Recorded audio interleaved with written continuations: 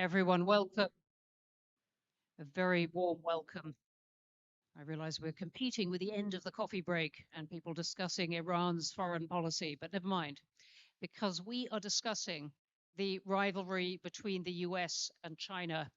And I found in a conference inevitably dominated by discussions of Gaza at the moment. This is, in a sense, backing out to take the wider view on one of the big rivalries of the moment and what the implications are for middle powers. In the title of this session, How Will Middle Powers Respond? I'm Bronwyn Maddox. I'm director of Chatham House, the think tank. This event is not under the famous Chatham House rule. It is very public, and I'm delighted that we have a terrific panel here to discuss it. As you can see, their names up there. Dr. Cholhee Park, Chancellor of Korea's National Diplomatic Academy. Her Excellency Hina Rabbani Kar is a member of the Global Mission on Governing Risks of Climate Overshoot and a former State Minister of Foreign Affairs of Pakistan. Ambassador Julian Ventura, who's Senior Advisor, three long, of SRE ASG and former Mexican Ambassador to China.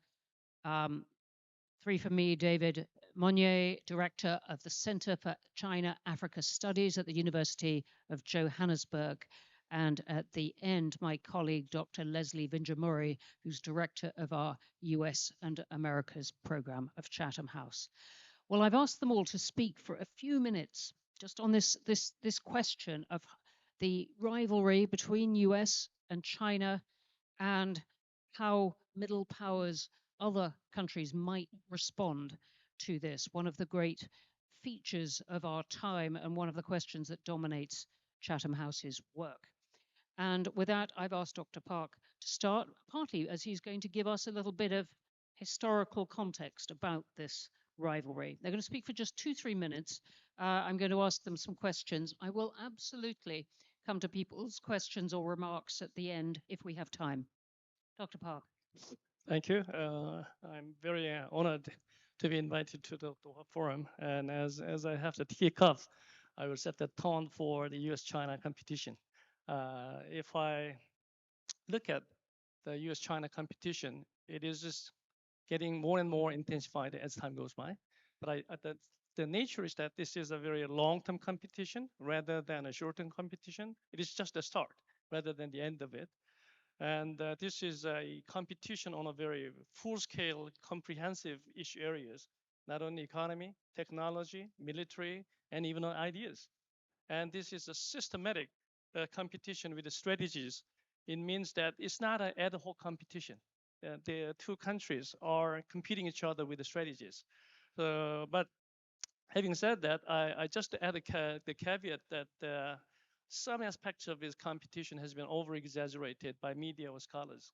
First of all, it's not a collision of the entire scope of action, even though competition is very intense.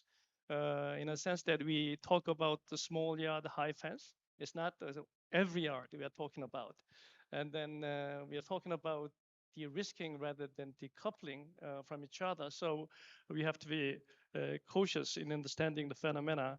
And we are not excluding the aspect of cooperation either, in a sense that in the areas of economically interdependent and then transnational challenges, two countries and other countries are cooperating at the same time. So we should not look at only the competition side of it, even though that is the main aspect of it. And finally, they are not rushing to the catastrophe, or as the Graham Allison says, destined for war. Well, maybe not yet. As Kurt Campbell and Jake Sullivan described, it's a competition without catastrophe. They are trying to avoid it at the moment. So I will add a few points, but after others speak. Thank you very much indeed. Well, a bit of a jibe there at media for exaggerating this, reminding us that there is a long history to it and absolutely the wish that many, many countries have to avoid catastrophe from this rivalry. Your work is involved in climate change, but also you were deeply involved in the foreign policy of Pakistan. How do you see this rivalry? Opportunity, threat? Okay, I think it's virtually impossible to see it as an opportunity for the world, for the region that I come from any developing, developed country, middle power, developing, power, etc. But I just want to lay the context a little bit right, okay, or at least clarify it. So, first of all, I think we need to decipher, are we talking about competition as we typically know it in the global liberal order, world order, which is competition is the good thing, right? Competition is that those who produce something well continue to do that, you compete with them on terms and conditions which are mutually beneficial, etc. I think the era that we are in, or what is happening between the United States of America and China, is not competition at all. It is certainly in the realm of confrontation going towards conflict. And I think those of us who believe that we can pull the plug on and off on a trajectory which is going from competition to confrontation to conflict are perhaps not learning their lessons, adequate lessons from history. The other thing I want to put it out there is this a contest for leadership? Because to me, a contest for leadership would be to deliver common goods, to deliver on the rules-based order, to deliver on ridding the world from hunger and poverty and assisting the developing world to deal with all the challenges. To me, it would mean dealing with the threat of climate change, which is not at the door, but it is upon us. Dealing with the threats that pandemics, conflicts are emerging more and more rather than decreasing. So this is not a competition for global leadership.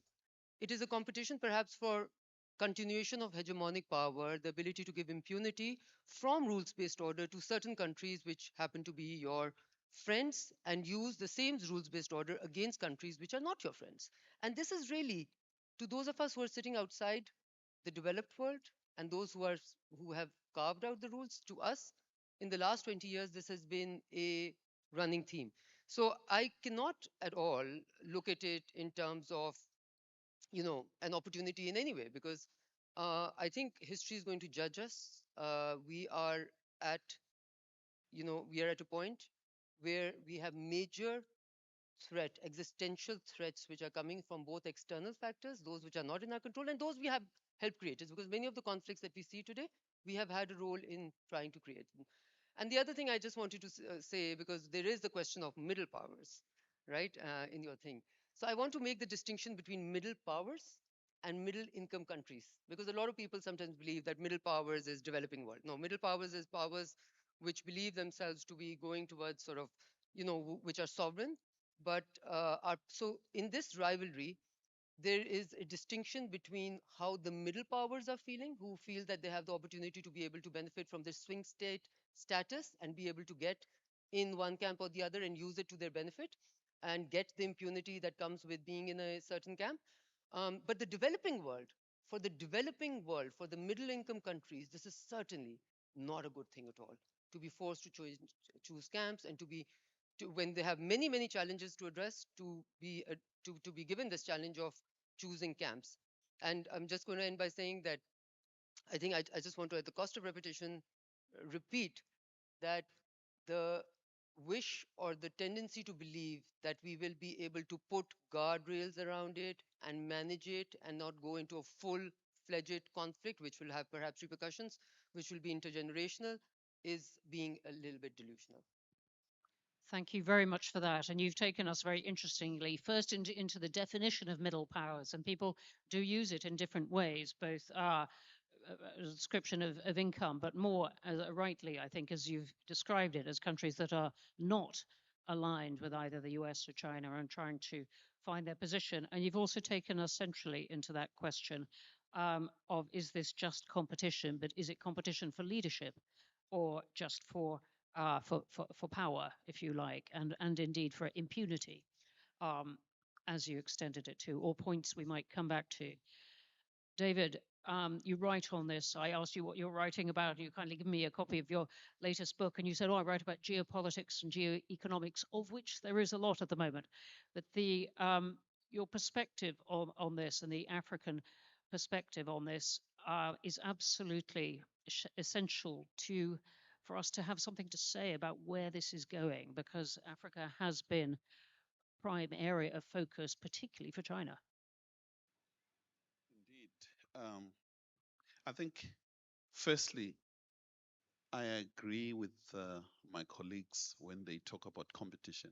It's simply competition for markets, and of which Africa sits right at the center of that, with 1.3, 1.4 billion people, largest continent, rich in both human capital as well as youthful population, with rich resources that both the US and China are looking for, and market of the future in terms of the digital economy we're getting into.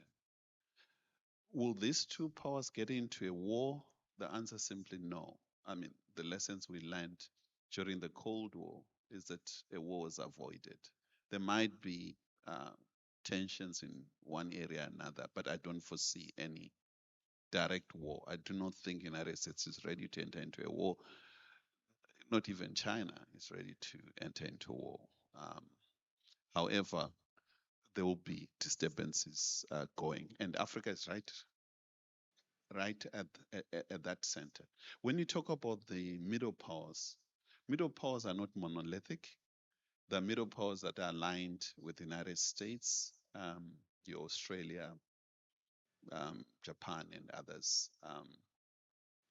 While others tend to lean to China, but not fully. Um, while others, they just hedge. I think what we see the game in town among the middle powers is hedging. So it's become a matter of issue based. It really depends what you're talking about. In case of my own country, South Africa, unlike your South Korea, Japan, and others that are closer to China, South Africa is far away from China. So, however, its economy is deeply steeped into the Western world economy, yet it does business with China more than Western countries. And therefore, it appears as if it's closer to China. But I think the real game in town in South Africa is hedging, trying to benefit from both the United States and China. Whether the country is playing that game well, it's something else. Brazil and others are playing more or less the same. India does not fall into that. India is much more wanting to be a pillar in its own. And whether it is, I'm not sure. But I think we see middle powers increasingly aware of the danger of taking one side, and therefore somehow increasing the cost for either United States or China on particular issues. If you look at the pattern of voting within the United Nations General Assembly, I think you see a better picture, whether it's ongoing the Gaza crisis or on Ukraine. You see the shifting, an ideal where most of these middle powers are trying to constrain these big powers and re-energize the international community for a much more stronger multilateralism, human rights, and focus more on development than other issues. So in a nutshell, Africa will be the center of the competition for foreseeable future.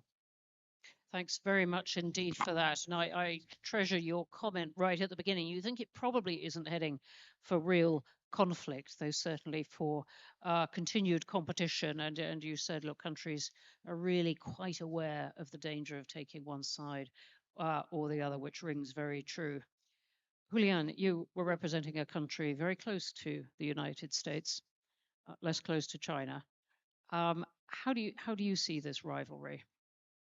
Well, thank you, Roman. I fully agree with Dr. Park in the sense that the dynamics of the China-US relationship, whether one defines it as a strategic rivalry or a strategic competitor, is and will be the defining feature of the international system in the medium to long term. A second inescapable reality is that both players are so deeply interwoven into the global system that those dynamics can't be ignored or avoided, whether you're a middle power however you define it, or not. We saw this but in the global attention that the Biden summit with President Xi had in San Francisco, where they dealt with some specific issues. But beyond that, it was a sign of stability and dialogue that, in a way, conditions and gives a little bit more room for this dynamic to play out beyond strictly China and the U.S. We saw very clearly yesterday in the Secretary General's statement how we're kind of straddling right now the conflicts inherited from the 20th century and future challenges that are equally imperative but not as urgent in terms of the level of crises that we are facing. In terms of the middle power approach, or how Mexico or Latin America, for example, I would say that, like Africa, it's very much market driven, especially in the case of South America. You have China being the main trading partner of most South American countries, a big source of investment. There are no really strategic drivers in terms of the definition of how you relate to China. But we had 4 Latin American presidents visit China in the last 2 months, and the focus was economic, it was critical minerals, it was trade, and it was markets. Mexico straddles North America and Latin America. There's a different dimension, especially with a focus right now on nearshoring and on investment dynamics post-pandemic, and with the diversification that the U.S. is trying to promote. Basically, each region has a different driver to position itself. Even with Mexico, Secretary Yellen was there last week. They announced the creation of an investment review board with a national security focus. China was the dragon in the room. It was everybody interpreted it as a way of filtering or seeing what kind of investments were coming in to Mexico. It's a new issue. And also, like other markets, Mexico has to play a balancing act because of strategic considerations. It's our second trading partner, a manufacturing supplier for components that are then re-exported to other places. But each scenario is different, whether you go from Southeast Asia to Europe, where the drivers are changed. The strategic component is much more prevalent in Southeast Asia, in Northeast Asia, of course. But the essence of the situation is that the onus is to emphasize cooperation. I think the Biden administration has played it smart, not forcing explicitly countries or governments to choose. But we'll see what happens in November in terms of what scenarios play out. Thanks very much indeed for that. And Leslie, particularly on the US, you lead our program there. You spend quite a bit of time in India as well, where I've just come back from. David mentioned India's role as well. But the US in this very introspective, turning inwards role that we've seen recently, having to be persuaded, having to persuade itself to act overseas, does that reduce this rivalry or exacerbate it? Well, first of all, thank you. And thank you, everyone, for having me here. It is interesting to turn to the US-China. Before I answer that directly, I just want to say a couple of things. One is when the foreign minister from Russia spoke yesterday, he said, as a few people have said at this conference, that we're in a multipolar world. And I think this panel sort of brings us back into this notion that maybe we aren't. He also said multipolarity was the natural order of things. And I was taking a look because it felt like we are suddenly walking into an altered universe with this panel saying the US and China and then, the middle powers. And actually, I think we have it slightly more right from a definitional point of view. We all know that if you, by the two, most significant measures of material power, spending on military might and global share of GDP, there's the US and China, which comes quite a bit down the ranking. And then there's a very, very large gap. And by, just by those two raw measures, of course, they're debatable. It looks like pretty much everybody else is a middle power. And so I think we have all, we're very concerned about, what the global south is and that it's not a very useful term. And I would say that, arguably, it's not clear that middle powers are either. However, having said that, the I guess to your second comment, Brahman, it seems like the war that we're so focused on at this conference, between Israel and Hamas, and the question of Israel and Palestine that it raises, certainly does actually make this competition between the United States and China and its consequences for emerging powers or middle powers much more significant, as does the war on Ukraine, because it's forcing the United States in particular to recognize that the problem, which is very far from new, the allegation that the US, in its promotion of and its recognition and its moral purpose and its promotion of international human rights and international humanitarianism, faces a problem of hypocrisy, of consistency, of selectivity, all of those critiques that get in the way of the US ability to pull the so-called middle powers, emerging powers, into its camp, so to speak. That's being made much, much more difficult, not only by what's going on in the United States, to your question, but very much by what's going on in the world, where the rest of the world isn't seeing the U.S.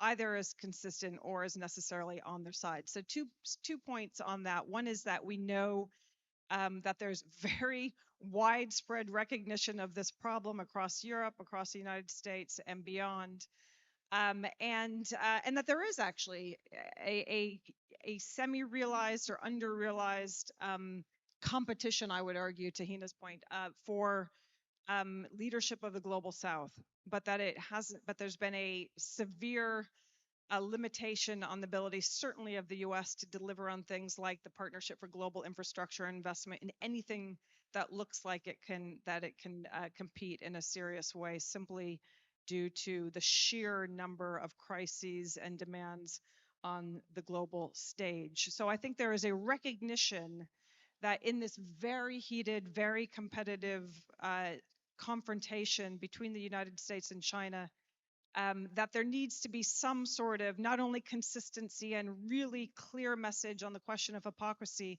but that there needs to be a positive agenda, some sort of values proposition that emerging powers can buy into. And then final point I would say is that actually, as the world feels more fractured, as US leadership of many countries seems more problematic, the obvious caveat is that the West, the United States and Europe in particular, have become much stronger, much more aligned, much more integrated as a result, certainly, of the Russia's invasion of Ukraine and the response.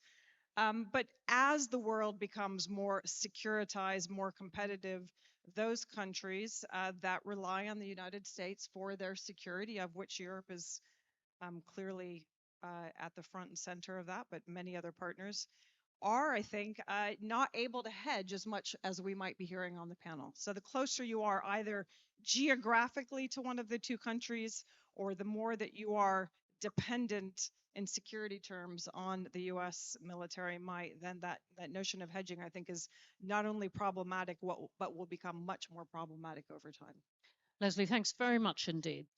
All right, I want to pick up two of the points we've discussed. One is about the potential for catastrophe in this relationship, but the other one, more optimistically, is about, I'm thinking particularly of climate change, but about whether there is opportunity from this competition to solve problems as well. Dr. Park, let me start with you, if that's all right. As a country in the region where China has been accused of the US and by some of its neighbors of trying to assert its influence in the seas around it.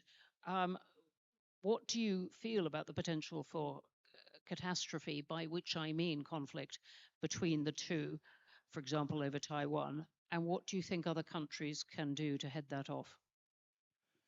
Thank you. Thank you for the question.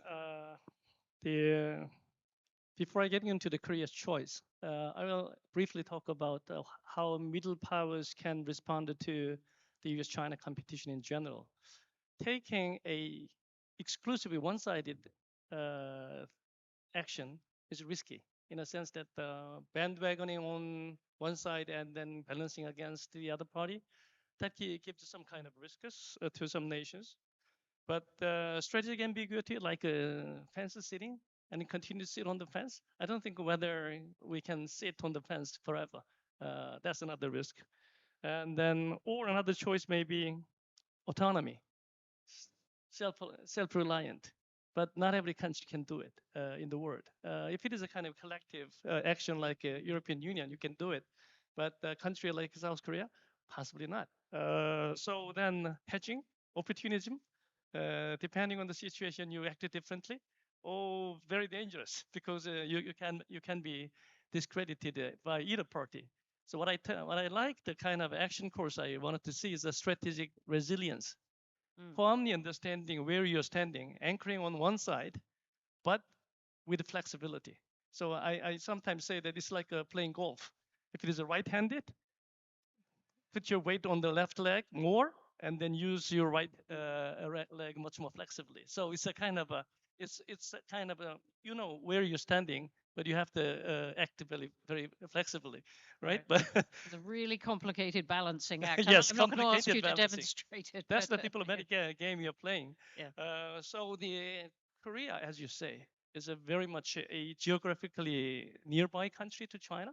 So we feel much more threatened than before because yes, military activity is increasing, economic power is expanding. So in the past, we had a kind of some unfulfilled expectation that China will help us to that China will encourage North Korea to denuclearize. Actually, it didn't happen. If we get close to China, China will lift the sanctions on us, which didn't happen perfectly. So instead, let's think we have to take a much more strategic, the resilient, flexible position that security, no other country can secure us except the United States. So US is definitely an ally. So we know we have to stand on which side, but we have to embrace China in a much more friendly manner. But we are not forgetting that, as the ambassador Ventura mentioned, China is the #1 trading partner for Korea. So 25% of our export is going to China. So we should not neglect that fact. So but if you put one more, each side on your weight, security first. There's a really interesting answer, a careful balancing act between each leg, as you're putting it, but knowing where the security comes from in the end at the moment. I don't want you to have to carry the whole weight of optimism, or maybe not at all in this discussion. But I was thinking as you were talking of whether, and in fact, I've been thinking during COP, which you've been attending, whether the competition between the two is having some beneficial effects, even over renewables technology. China racing ahead to try and get a lead on solar power and electric vehicle investment. And while they both present considerable problems to the goal of reducing emissions, they both not wanting in some sense to be left behind. Or am I being too optimistic? No, I mean, allow me to say it's not about optimism or pessimism. It's just being able to see that um, if there was no such rivalry or unhealthy competition, if not confrontation or going towards conflict, then we would be able to set mitigation goals and adhere to them, adaptation goals and adhere to them. Not perhaps the risk of using technology such as SRM in the future because we're already on a train wreck as far as our 1.5 degrees goal was concerned. So I'm completely unable to see how this is for the good, right?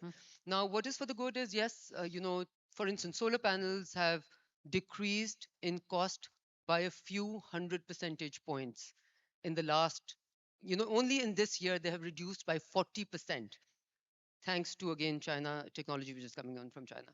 Now, electric vehicles, China's exports has quadrupled, and intellectual property rights, which used to be a concern for the West, would now be perhaps, on the electric vehicle side, the intellectual property rights will be tilting in the other direction. All I'm trying to say is that, so I want to, having specifically said that, I want to, zoom out a little bit and refer to one or two things which were said, and also to make the point that it's very interesting for me to sit over here and watch here my African colleague and South American colleague talk about how this is a competition for markets, Mm. but it differs from area to area. So I think for East Asia and for South Asia, it is not only a competition for markets, it also has a huge strategic uh, cloud overhang over it. And I will explain you, cannot do such a good job at the East Asian thing, but we have seen in our region that as international interest, international strategic interest and attention has come to the region, interna- regional cohesion has actually suffered rather than increased. Okay, so if you look at the ASEAN, broad trajectory, you could see that ASEAN has become more fragmented rather than less, right?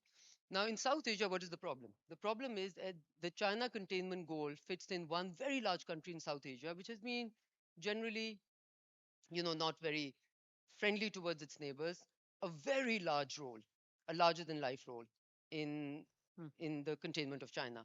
Now, with the larger than life role and the need for that China containment peg comes a great deal of impunity from human rights issues, from and dissuades or encourages that country to make peace within the region, because now they have that.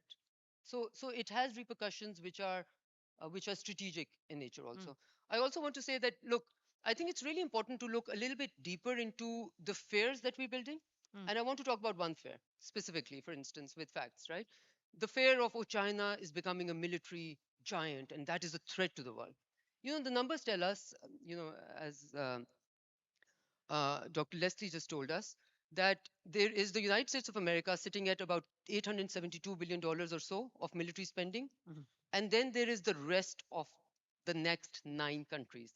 And the small gap that you talked about, actually, it's a very large gap between the United States of America sitting at 872 or somewhere around that, and China sitting at 272, which is then after that. And after that, if you look at the list of countries which come after that, there's Russia, India, KSA, Kingdom of Saudi Arabia, UK, Germany, France, South Korea, Japan, and Ukraine. And if you do a quick check of where who falls, which side anyone falls, you can immediately understand that you are actually over projecting perhaps the fear of military. And also, I understand. I do want to Yeah, say, I'm not sure we could get into a long and detailed discussion. Yes, that is a famous list, if you like, of countries. But defense accounting is done so differently in different countries yeah, but that this is international defense accounting, isn't it? it is international. But in terms of what China is buying with that spending, I take your point that the US is in the lead, and we can take perhaps a more technical discussion to even the corridors of Chatham House. But the point you're making is that one can exaggerate how much China is spending on military compared to the US. Is that right? Uh, point I'm making is that I think currently we are falling into the web of creating narratives which are creating more hostility and dividing the world. I do not think, unlike Mr. Park, I do not think that countries like mine have the luxury to do the tightrope walking. We'd rather not do the tightrope walking because we have much too many issues, including climate change, including getting our children to education, including, getting our most development needs met, Mm. etc. And as far as the force of good and the force of bad is concerned, if we were to look at it in an egalitarian way, in a way which was not clouded by where we stand, then perhaps $300 billion by China into infrastructure investments, if you don't look at it competitively, it's a good thing for the world. Why? So, so, uh, so it's really important to see that this has a cost for the developing world. Yes. This rivalry, this competition, this Yes. confrontation, whatever you may call it, Yep. has a cost both for the developing world and for the global goods, including climate change, including de-escalation of conflicts. Those And I are just really want to really important points. add one Thank you. fun fact at the end, right? Yeah. That every time you see the two leaders meeting, what Yeah. follows immediately after that Yeah. is a really strong anti-statement coming out of, mostly the US, which actually takes away all the gains from that particular meeting away, right? So it seems there's a tendency to keep on going on this trajectory which creates more hostility rather than dampens it down. And that's So, costly for the world as well. all right. So I'm struck by how some of the meetings have brought it back from hostility. David, mentioned ASEAN getting more fragmented, but I wondered whether you thought that some of these regional groupings, including the African Union now in the G20, whether those provided, if you like, an alternative fulcrum and way of organizing relations. Yes and no. Um, I think the world has made a huge issue around AU joining G20, but in real terms, it's absolutely nothing. The reason being that AU, there are no decisions that are taken at AU. Real decisions are taken at state level, sovereign state level. And therefore, it's symbolic having Africans, I mean, anyway, South Africa is there, having Africans in the room. But I do not think Africa or the developing world or the global South, a much better term to use, is what they're looking for. I think what we are seeing is if this is indeed a new Cold War, it's a new Cold War for the US to lose and the Western world. Why am I saying this? If you look at the situation at the moment, is that my colleague, Dr. Leslie, mentioned that the West is stronger now, but that strength is in destructive strength. The strength that in wars in Iraq, in Syria, Afghanistan, Libya, and there is no good record. This has been wars of humiliation, not just for these nations, but for the US and Western world. Inability to win over the global South. And if you go back to 1955, the Bandung Conference, the core issues in the world is lack of transformation on key issues, opening up the World Bank, IMF, to more countries. And the power of the US in the post-1945 world order is declining. There's no doubt about it. I know China says it, but that does not make it wrong. The US power is substantively declining. If you look, inability to build infrastructure in domestically, less so, the so-called PJI, whatever, corridors that it's talking about. But when you look at China, I think the advantage that China has is to understand the voices of the developed world around issues of infrastructure, things that they want bread on the table. While the US talk about democracy, human rights, they preach these ideas, but in practice, it's a disaster. Democracy is a disaster in the United States in terms of practice. And democracy is not safe in Western world. I think democracy is much more safe in emerging democracies in the middle power countries. That's my own view. And therefore, I think if we look at the kind of competition we're facing in the long run, I think you're going to see the lack or the inability of the Western world to stand tall as they used to in the 1980s. During my teenagehood, 1980s, I think the wish was to be in the West. Now, I don't think I would like to be in the West. More attracted by Gulf states in terms of what they're doing, infrastructure, ability to bring food on the table, and dealing with core issues.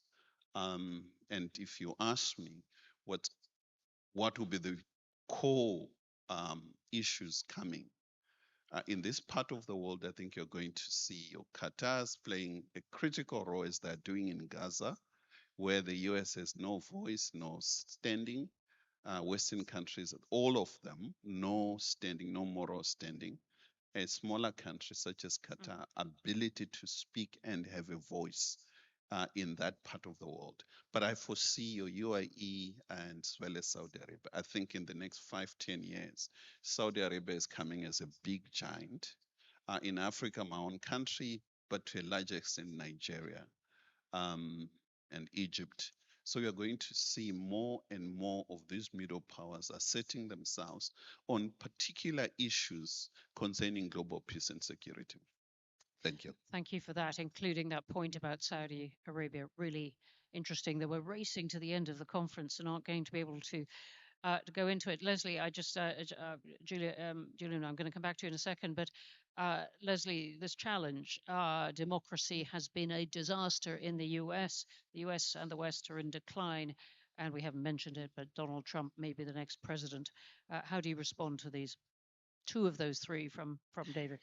I mean, they're very powerful statements. And, in the Tuesday evenings, I teach at SOAS. So the critique is not new, and it's certainly not new to me. So, but I recognize it. I think what I would say is the same thing I say on Tuesday nights, is that it's a whole lot more complicated. Clearly, if you're talking about an economic offering, we all know that the U.S. has withdrawn much of its economic offering on market access, on any number of issues, and on that dimension, the world is much more complex, and there is a degree of multipolarity. But when you start to talk about things and you start to move to where the rubber hits the road, and I guess the issue is, are we talking about the world when the rubber hits the road, and maybe there is a very significant confrontation, and it is quite convenient to then have an alliance, a military alliance, or some sort of informal security partnership and architecture that's underpinned by the United States, which makes all of these other things, easier and nicer to do for many states. And I'm talking about the Indo-Pacific, right? I'm obviously not talking about the Middle East. I get how complicated it is right now, and I'm fully on board and understand the critique. But I think that when you start to say, is there a positive offering on the security front, it gets to be a much more complicated picture, especially if you're South Korea, Japan, any other number of countries. However, it is clearly the case. The case has been made loud and clear, and I'm on board, and I think many people are, the need to reform the widespread inclusive multilaterals, not only that they don't work, that they are critical for legitimacy, but they must be reformed. And they must represent the new distribution of power. We all know why that hasn't happened and how difficult it is to do. And we know, by the way, that the one power that's perhaps most unwilling to reform the Security Council is China. So, Leslie, may I, just because we're racing through the time, and I want to see if I can get in one or two questions from people. Julian, just on this point about the UN and the Security Council, which Leslie leads a great deal of our distinguished work on, does this rivalry mean that those old structures have really had their day? They've had their day, but there's no prospect of changing them substantially in the short term. We tend to put a lot of responsibility on international organizations, but they're a reflection of political realities, and the political reality is that we're living in an international context of lowered expectations, diminished ambition, and polarization, where there is not enough political will to make the hard decisions to make substantial changes to the international system. The political system's a little bit harder to tackle, the political dimension. There might be some room in restoring some balance, for example, in the international financial institutions, especially after the large credibility deficit that was generated in Africa, for example, after the pandemic, and also in light of other drivers of international relations at the moment. My impression is that we're going to have to go with thematic alliances, smaller groupings, working together in accordance with the various interests. One specific example, you were speaking, for example, about the relationship in Northeast Asia with China. We had, with great fanfare, a summit a couple of months ago in Camp David. A commitment to consult was announced. And at the same time, China and Japan, China and Korea are working to restore their summit level discussions in a kind of mirror approach with a more economic focus, but also essential in that kind of where we used to talk more about a chessboard in the traditional Cold War area. It's now nothing like that. It's a virtual board, multi-dimensional, where alliances shift, marriages of convenience emerge, but that does not translate, to get back to your question, on the momentum that is needed or on the concessions that are needed to change the asymmetries that are prevalent in the institutional organizational order. Thank you very much. I suspect many of us will agree with you. Let me just see if there are one or two points I can, and there's two hands up immediately over here. Let me take both of those points and use that as a prompt for people's last thoughts. And we have just under 6 minutes for the whole thing. Please. Thank you. I'm Ashraf Siddiqui, a Pakistani current affairs analyst in Doha. One question to Madam Hina Rabbani and one to Dr. Park. How you see the Cold War between China and, of course, US since before July 1971 and today? And my second question is to Dr. Park. Dr. Park, Pakistan played a role of bridge between US and China in 1971, bringing together. How you see being a strong partner across Pacific, Korea and Japan, can you play the same bridge role between China and US? Two really good questions, and then there is one behind you. Thank you very much. Urs Unkauf, CEO of BWA Global Economic Network, a German think tank on economic diplomacy and geopolitics. So my question goes to the fact that we are shifting towards a multipolar world, or we are living already in a multipolar world, which is more and more characterized by new powers, which were described here as middle powers, and I would like to thank for this excellent panel. So the question is, how do you assess the rising importance of structures such as BRICS, the Shanghai Cooperation Organization, and maybe other formations, SADC, Pacific Alliance, and what importance would you attach to their development?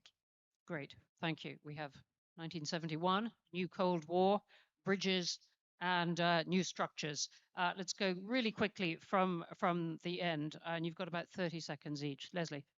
Just as last question, they're worth watching. It's interesting to see. I think it to me strikes me that a lot of the organizations that you talk about are based on a negative agenda, not a positive agenda, and the ability to succeed and present an alternative that's realistic and cooperative and moves the needle on delivering on any of the big global challenges will require something that I don't see happening anytime soon, which is a very positive offering that puts money and security offerings behind it.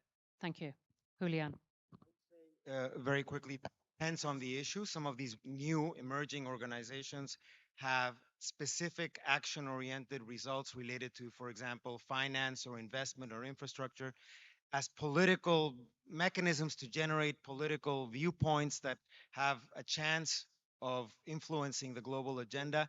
That's the jury is still out. I would focus a lot on the G20 issue because I think that with all its limitations, it's still the most representative informal forum. We have to watch how we can translate, for example, the African Union's representation.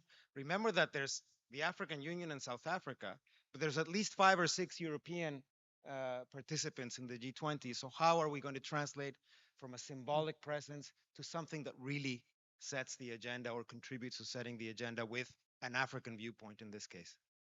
Thank you. David.